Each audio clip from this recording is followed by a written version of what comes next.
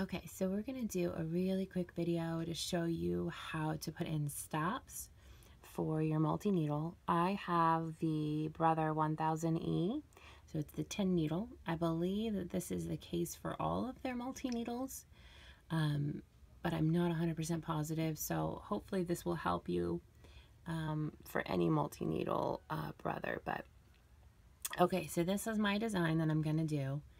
And I'm still drinking coffee, so I apologize if I'm like half out of it. Okay, so I have my hedgehog girl. Is going to show me my stops. I apologize, she has a basting stitch. We're just going to ignore that. So we're going to say this is her first step. So this is going to be your placement stitch for the outside of her little fuzziness. So I'm going to skip that and let that stitch straight on my shirt or whatever I'm doing.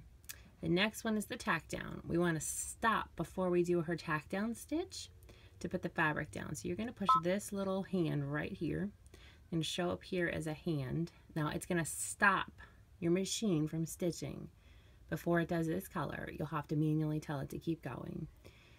So that's going to allow us to put the fabric down. We're going to tell it to go. It'll stitch it in place. Then it's going to continue on. So if you don't have a stop before the next one, it's going to do your placement stitch before you get to cut. So you are going to put your placement or your stop button in the pause. And before each of these are all the placement and tack downs. Now we're doing the placement for her bow, tack down for her bow. Okay, so we're done the placement and the tack downs, but it's going to start the satin stitch, and we haven't been able to cut her bow.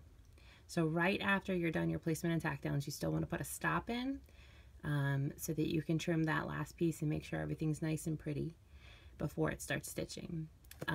So that's it. That's it. All you have to do is put that little stop hand in. You could also do a reserve stop. I've done it where I forgot to put a hand stop in and didn't realize it until I'd already started stitching. So instead of going back out of it, I just do a reserve stop. Let's see if I can show you that real fast. So we go to sewing. Okay, so I don't have anything hooped. So if I wanted to do a reserve stop, just stop this. While it's stitching, you can click this, and as soon as it's done stitching the color it's on, it will stop, and you'll have to manually tell it to do the next color. So if I'm stitching this one and I forgot to put the stop in for the next one, or for this one, you know, it won't stop after here, just click reserve stop and it'll stop afterwards. Some people do that just for their appliques. They just do reserve stops. I like to do the stop in the color section because I'm forgetful, and I have continued on with appliques by mistake too many times. So whichever way works for you is fine. They both do the same purpose. The hand in the color section just does it for you ahead of time so you can walk away when it's done. So I hope that helps and makes sense to you. If you have questions, let me know. Thanks.